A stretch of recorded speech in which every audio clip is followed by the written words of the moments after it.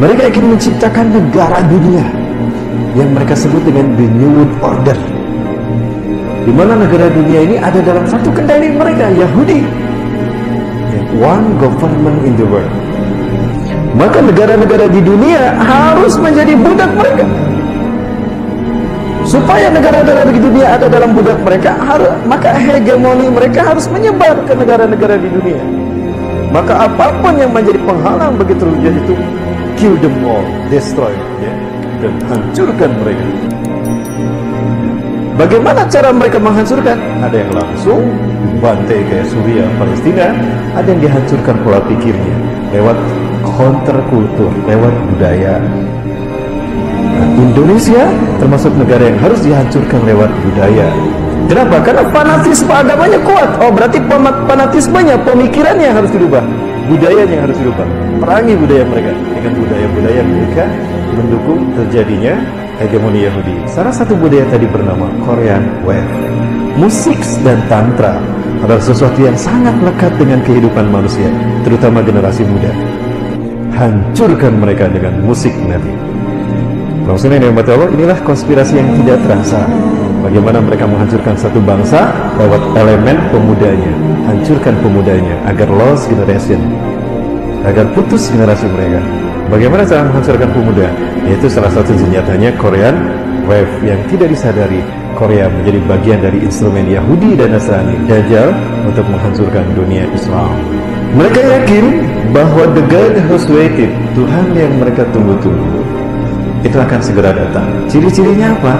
Apabila sapi merah yang akan dijadikan persembahan, sacrifice, untuk Tuhan mereka sudah lahir.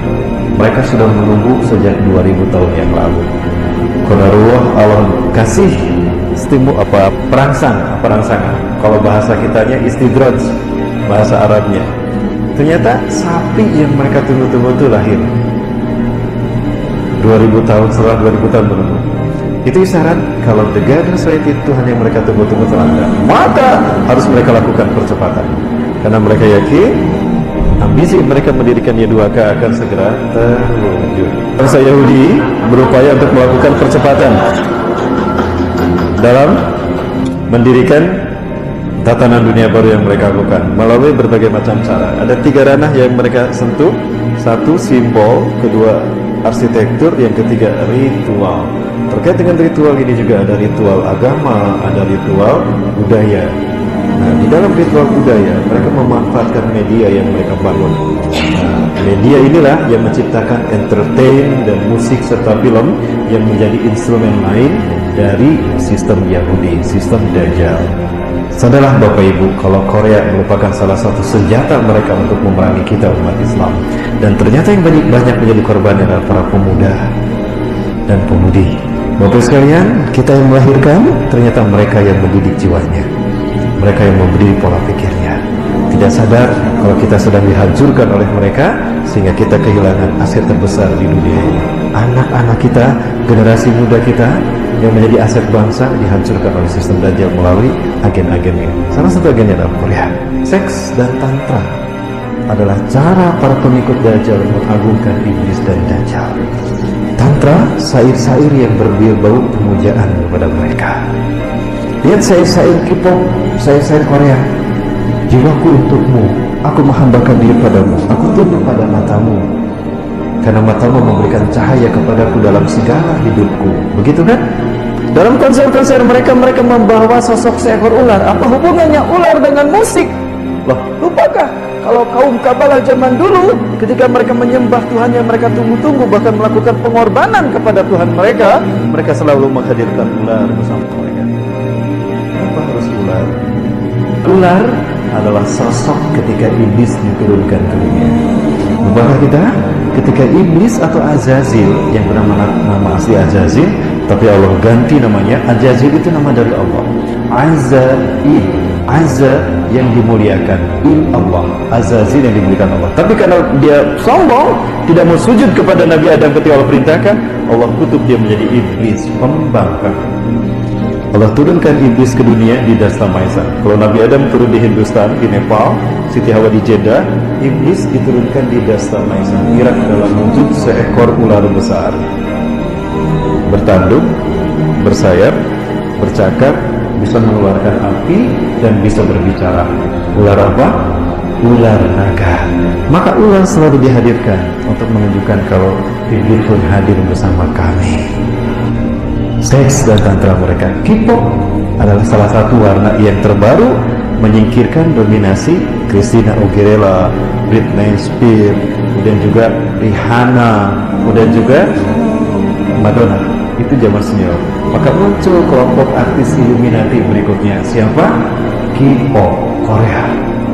Dan ternyata efektif untuk menghancurkan Asia. Kenapa harus Asia? Karena kebangkitan Islam akhir zaman akan muncul dari Asia. Dan itu yang menjadi kendala terbesar dari mimpi mereka mendirikan Year of the Jewish Kingdom. Pesan-pesan terhubung di dalamnya, yang pesan-pesan ini adalah bentuk pengagungan mereka kepada Tuhan yang mereka sembah, Iblis dan Dajjal, yang kemudian disimbolkan dengan seperti ini. Ya, Iblis dan Dajjal. Ya.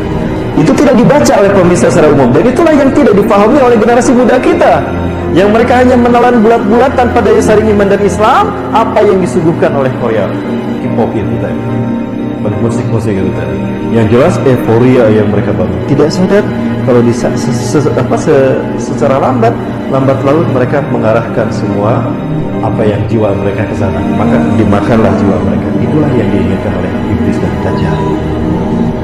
Maka pada akhirnya mereka pun mengidolakan tokoh-tokoh mereka tadi. Kalau Bapak Ibu buka Kamus Besar Bahasa Indonesia, idola itu mengandung arti yang dipuja atau yang disembah. Padahal yang harus kita puja dan sembah itu siapa? Allah, kan? Idola kita bukan makhluk, idola kita Allah. Ganti frame, kalau Rasulullah idola kita. Rasul bukan idola tapi uswah. Maka tidak sama idola dengan uswah. Yang Allah sebutkan Rasulullah itu uswah, bukan idola. Tapi sekarang coba apa yang terjadi? Bukan Rasul, bukan Allah. Yang mereka idolakan adalah Korea, tokoh-tokoh musik mereka. Tidak sadar kita digiring kepada kemusyrikan. Ini yang terjadi pada generasi muda. Ini sebetulnya yang mereka inginkan dengan menghadirkan K-pop ke tanah air kita, menghancurkan generasi muda Indonesia.